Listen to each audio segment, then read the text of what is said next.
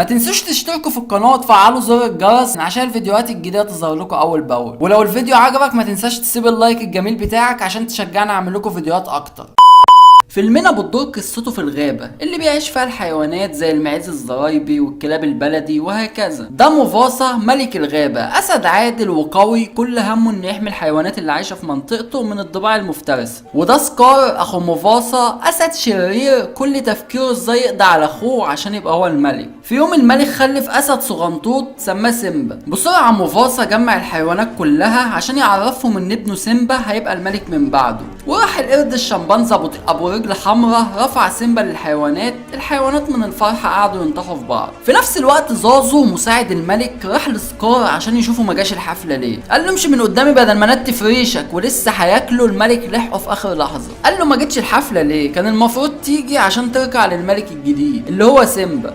قال له اركع له؟ امال ما هو ده اللي ناقص يا اخويا. وساب الملك ومشي. الملك قال له لما اكلمك ما تسيبنيش وتمشي. قال له تحت امرك يا جلالة الملك، وسابه ومشي برضه. والقرد كان بيربي دود وصراصير عشان بيبيع كيلو الصراصير ب 12 جنيه وبيسترزق فيهم. لما سيمبا كبر شويه الملك خده معاه عشان يوريه المملكه اللي هيحكمها، بس حذره انه ما يروحش ورا الجبال اللي قدامه دي نهائي. تاني يوم سيمبا وهو بيصطاد صراصير لقى سكار واقف مستنيه. قال له انت هتبقى الملك، يعني ما تجريش ورا صراصير، اجري ورا خنافس. سيمبا قال له ان ابوه وراه المملكه اللي هيحكمها لما يكبر، وقال له ما يروحش ورا الجبل ده. سكار استغل الفرصه وقال له مفيش ملك بيبقى جبان، لازم تكون شجاع وتروح تشوف في ايه هناك. بس قال له ان الموضوع يبقى سر بينهم. وفعلا خد نالا صاحبته وراح عشان يستكشف ايه اللي ورا الجبل. وهم رايحين قعدوا يتحدوا بعض، وكانت دايما نالا اللي بتكسبه. فشاف منظر غريب عباره عن مقبره فيها هياكل عظميه لحيوانات ميته. دخلوها هما الاتنين عشان يستكشفوا المكان. حسوا ان حاجه بتراقبهم بس كملوا طريقهم عادي. اتفاجئوا بالضباع حواليهم في كل مكان، ولقى ملكه الضباع بتقول له انها من زمان وهي مستنيه اللحظه دي عشان تنتقم من ابوه لانه طردهم من الغابه ولسه هتاكلهم. ابوه وصل في اخر لحظه وهدد الملكه بتاعتهم انها لو فكرت تاذي سيمبا تاني هيموته. وخده ومشي، وبعدين حذروا انه ما يروحش مكان بعيد تاني من غير ما يعرفه عشان ليه اعداء كتير. في نفس الوقت سكار راح للضباع وقال لهم مش عيب عليكم ابعت لكم شبلين ويطلعوا من ارضكم عايشين. الملكه قالت له يعني عايز ايه؟ قال لها انا عايز اقتل الملك، ووعدهم انه لو بقى الملك هيخلوهم دراعه اليمين، واتفق معاهم على خطه يقتل بيها الملك. وفعلا تاني يوم كان بيتمشى مع سيمبا وبعدين سابه ومشي، بس كان متفق مع الضباع انهم يجروا ورا الحيوانات عشان ينزلوا الممر ويدوسوا على سيمبا يقتلوه. وفعلا سيمبا ما كانش عارف يهرب منهم ازاي. في نفس الوقت سكار راح للملك وقال له ان سيمبا في خطر عشان يبعد الشبهه عنه. اول ما وصل نزل بسرعه وانقذ سيمبا. المشكله ان الحيوانات خبطت فيه وقعته، بس قدر انه يطلع تاني. وبعد ما تسلق الجبل بيقول لسكار اخوه ساعدني. سكار راح ضربه في وشه وقعه من على الجبل، وللاسف سكار موت الملك. سيمبا المسكين ما كانش مصدق ان ابوه مات. سكار جه وقال له انت السبب، لانه كان بيحاول ينقذك. قال له انا مش عارف اتصرف ازاي. قال له لازم تهرب عشان ما حدش يأذيه. وفعلا مشي، بس سكار قال للضباع تقتله. كلهم جريوا وراه. طلع فوق الجبل ووقع من على الحرف. الملكه قالت لهم انزلوا اتاكدوا انه مات. الضباع قالوا لبعض ان اي حيوان يقع من الارتفاع ده عمره ما يعيش، فقالوا لبعض هنقول للملكه انه مات وخلاص. بس المفاجاه ان سيمبا كان مستخبي تحت جذع الشجر، وبعدين هرب بعيد وهو حزين على ابوه وحاسس بالذنب ان هو السبب في قتله. في نفس الوقت سكار راح للاسود وقال لهم ان الملك مات هو وابنه، وقال لهم انه كان بيتمنى انه يكون معاهم عشان ينقذهم، ومعنى انهم ماتوا فانا بقيت الملك، بس ده عبء كبير عليا فهضطر اخلي الضباع يساعدوني في الحكم.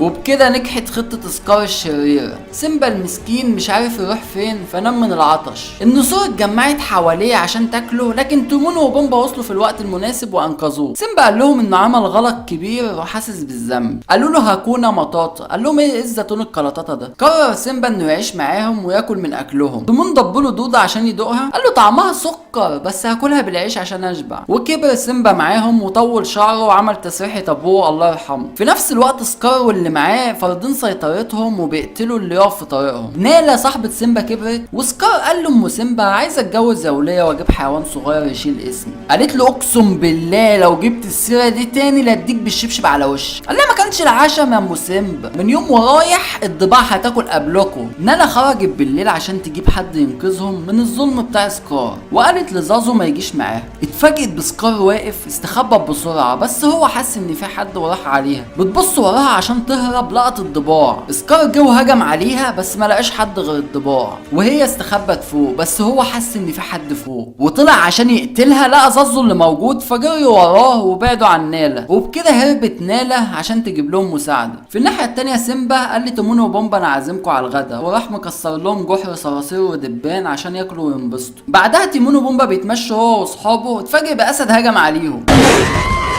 بومبا معرفش يهرب، الاسديه لسه هتموته. سيمبا لحقهم في اخر لحظه وبيتخانقوا هو وهي، بس هي اللي قدرت تتغلب عليه بنفس الطريقه اللي كانت بتعملها له نالا وهم صغيرين. فعرف انها نالا صاحبته وعرفها على تيمون وبومبا وخدها فسحها على شط الترعه، بس قالت له ان سكار والضباع استولوا على كل حاجه ولازم يرجع معاها. قال لها سكار هو الملك وانا مرتاح هنا ومش عايز ارجع. قالت له انت فاكر نفسك معزه؟ انت الملك ولازم تيجي معايا والا هصوت والم عليك الحيوانات. قال لها خلصت الكلام انا مش همشي من هنا. فسابته ومشيت. وهو ماشي بالليل قابل القرد الشمبانزي اللي كان شايله في اول الفيلم، بس سيمبا ما يعرفوش. فقال لي سيمبا ان ابوه لسه عايش. سيمبا راح وراه بسرعه عشان يشوف ابوه لحد ما وصل لبحر. قال له بص في الميه وركز. شاف نفسه شبه ابوه الله يرحمه وقال له ان ابوه عايش جواه. سيمبا سخن وراح قايل بعلو صوته انا سيمبا ابن مفاصة يا منطقه، وراح جري عشان ياخد حق ابوه. وفعلا قرر يرجع لمملكه ابوه وقابل نالا وهي مروحه وقال لها يلا نرجع لبيتنا. واول ما وصلوا لقوا زازو مستنيهم وتيمون وبومبا جم وراهم عشان يساعدوه.